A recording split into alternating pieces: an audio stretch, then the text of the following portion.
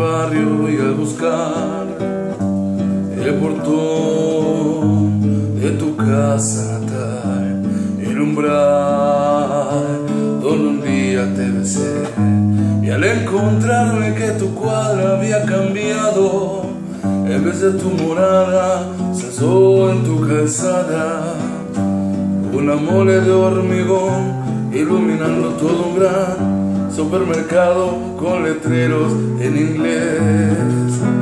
¿Qué quedó de tu blanco balcón? ¿Dónde está tu mirada de tímido amor? Me preguntaba al ver pasar los changarines, enterrando en los confines el olvido, tu historia y la mía, ruido frío de máquina triste. ¿Quién dirá que realmente vos fuiste? Sueño mío en la penumbra de un farol, fiel rocío perfumado de rubor, pétalo de luz, hilo de mi voz, beso irremediable de tu amor.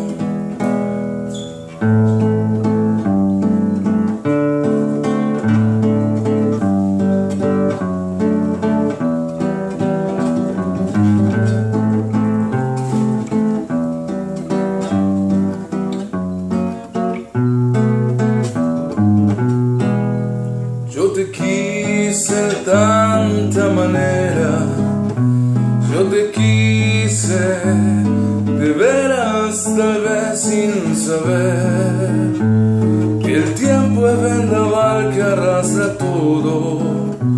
Vaya uno a saber qué modo que quererte estaba bien. Hoy me siento bien con la desesperanza y el dinero como siempre que no alcanza.